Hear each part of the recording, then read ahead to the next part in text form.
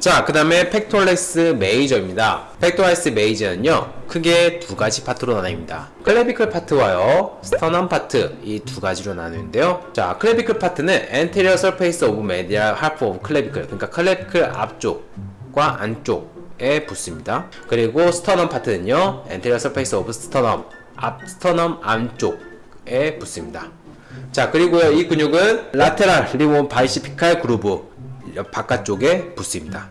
기능은요, shoulder를 플렉션 시키고요, adduction, internal rotation을 시키는 역할을 해요. 저 옛날 때 이랬어요. 제가 정말 우매했을 때가 있어요. 제가 정말 잘 몰랐을 때, 그때 이런 생각을 많이 했어요. 예를 들어서 햄스트링 혹은 TFL, 팩 메이저, 팩 마이너, 이 근육들은 나쁜 근육들 아니야? 이 생각을 좀 많이 했어요. 혹시 여러분들도 이런 생각 하고 계시나요? 이렇게 저는 정말 바보 같은 생각을 할 때가 항상 한참 있었습니다. 여러분들은 그렇게 생각하지 마세요. 자, 이런 팩 메이저 머슬은요, OKC일 경우 이렇게 벤치프레스를 하거나 뭔가 물건을 앞으로 밀거나 하는 역할을 합니다. 혹은 내가 야구를 하거나 골프를 할 때 공을 칠 때 힘을 만들어내는 역할을 하죠.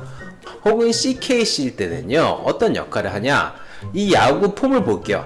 야구 폼을 보면은 한쪽은 팔을 쭉 뻗은 다음에 팔을 인트로 로테이션을 시켜놨어요. 그다음 한쪽은 최대한 익스트로 로테이션 시켜놨어요. 왜 이렇게 하냐? 이게 근막을 최대한 늘려서 마치 걸레 짜듯이 근막을 최대한 쭉 짜놓는 거예요. 그 다음에 힘을 빼면은 근막이 고무줄처럼 근육이 힘을 뺐을 때 팍 튕겨나가면서 힘을 최대한 뽑아낼 수 있는 거죠. 그래서 우리 야구 폼 보면은 항상 다 이런 식으로 꺾습니다. 그래서 이걸 DNS에서는 이걸 서포팅 존이라고 해요. 그러니까 이쪽을 서포팅 돼서 여기로 이 스태핑 포워드 힘이 가는 거예요. 그래서 이 하지에서 올라온 힘과 팔의 힘이 이 팩토럴리스 메이저를 통해서 가는 겁니다. 팩토럴리스 메이저가, 자 보세요, 여기가 힘이, 팩토럴리스 메이저의 역할은 휴머러스, 숄더는 에이덕션, 호리스타일 어덕션 시키는 거잖아요. 그런데 만약 팔이 벌려져 있다, 그러면 어떻게 돼요? 몸이 팔 쪽으로 가겠죠? 팔이 벌려져 있다, 그러면 몸이 팔 쪽으로 갈 수도 있는 거예요. 그렇게도 힘을 쓸 수가 있는 거예요. 그러면 어떻게 해요? 몸의 회전의 역할을 만드는 거예요. 몸의 회전의 역할을 만들어서 더 파워풀한 회전을 만들고 더 파워풀한 구력을 만들 수 있게 도와주는 근육입니다. 자, 이런 팩머슬은요, 어퍼 파이버와 로우 파이버, 그러니까 클래비클 파트와 스터넘 파트로 나뉠 수 있다고 말씀드렸죠. 어퍼 파이버는 경관절을 굴곡시키고 수평 내전시키는 역할을 해요. 로우 파이버는요, 상고에 부착되어 있어서 견갑대를 하강시키는 역할을 해요. 자, 대흉근의 단축은 그러니까 로우 파이버에서 자주 나타나요. 그러니까 클래비클 파트 이쪽에서는 단축이 많이 일어나지 않아요. 주로 이 안쪽, 그리고 스터넘 쪽에서 많이 일어나고, 그리고 여기서 나중에 복근과도 연결이 돼요. 이 복근에서 힘이 이렇게 올라오거든요. 그래서 이 스터넘 쪽에서 많이 단축이 되기 때문에 어퍼 파이버는 늘어나고 로우 파이버는 단축되는 경향이 있다. 그래서 대흉근의 단축, 대흉근의 혹은 그와 비슷한 광배근, 이런 근육의 단축은 혹은 뻣뻣해지면요, 경관절 굴곡 마지막 3분의 1 범위에서 경관절 외회전을 제한하여 통증이 생길 수가 있어요. 우리가 어깨를 쓸 때 완전히 다 올리면은 익스터널 로테이션이 일어나야 된다고 말씀드렸죠. 휴머러스 익스터널 로테이션이 일어나야지만 어깨가 자연스럽게 올라간다고 말씀드렸어요. 그런데 팩 메이저나 혹은 라티스무스 돌시, 이런 근육들은 인터널 로테이터잖아요. 휴머러스를 인터널 로테이션 시키는 근육이에요. 그렇기 때문에 이 근육들이 과도히 뻣뻣하면은 어깨가 익스터널 로테이션을 제대로 못하게 되고, 그것 때문에 충돌이 생기거나 어깨에 문제가 생길 수가 있죠. 저희 강의는 항상 이어집니다. 그래서 알고 계셔야 돼요. 제가 보여드렸던 사진 기억하실 거예요. 자, 이거는 뭐냐면요, 그 GH 조인트에서 인터널 로테이션이 일어나는 거예요. 인터널 로테이션이 일어나는데 보시면은, 자, 근육의 방향에 우연히 집중을 해야 돼요. 보시면은 서브스카필라리스는 휴머러스 헤드에서 스카필라 앞쪽으로 이렇게 주행하는 걸 볼 수가 있어요. 서브스카필라리스는요. 자, 그런데 팩토럴리스 메이저는요, 이 앞쪽으로 주행하는 걸 볼 수가 있어요.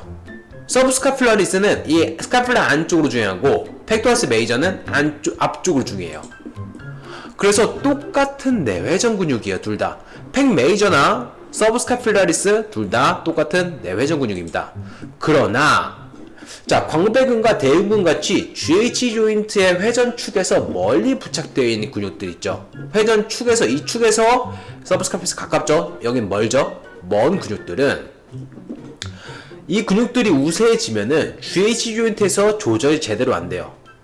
당연하겠죠? 휴머러스 쪽에서 가까이 있는 근육들은 조절을 잘하지만 스카플라에서 멀리 있는 근육들은 조절 잘 못하죠. 대신 어떤 이점이 있어요? 힘을 잘 쓰죠. 로테이터가 힘을 쓰지 못해요. 로테이터가 힘을 잘 못 써요. 근육이 굉장히 작기 때문에. 대신 가까이 붙어 있는 거죠.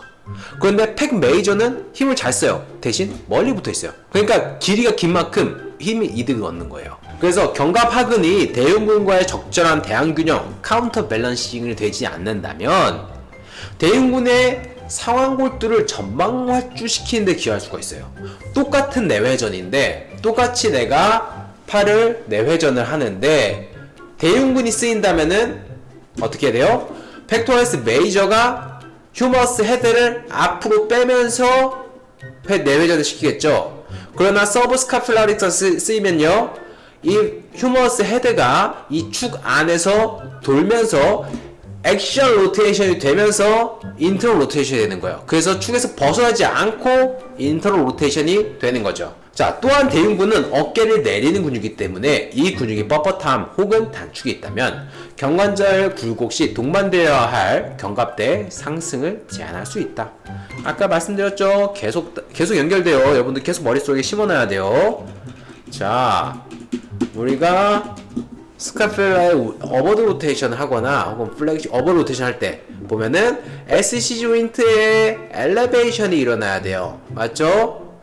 SC 조인트가 올라가지만 어버드 로테이션이 잘 일어나는 거예요. 그런데 팩토럴스 메이저는 이런 클래비클의 뻣뻣함, 팩 메이저의 뻣뻣함은 클래비클이 어버드 엘리베이션 하지 못하게 막는 역할을 만듭니다. 그래서 우리는 서브스클레비어스 혹은 팩토럴스 메이저 이런 근육을 많이 풀어주셔야 돼요. 어디 파트?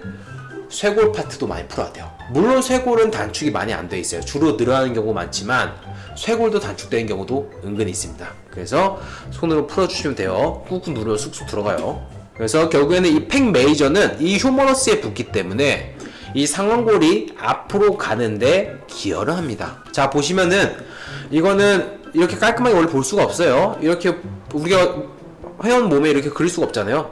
깔끔하게 볼 수가 없어요. 이거는 아크로미옴이고요. 휴머러스 헤드예요.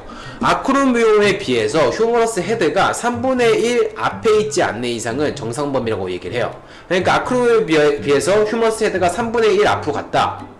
그러면은 우리는 전방 활주 되어 있다 얘기를 합니다. 이런 경우요.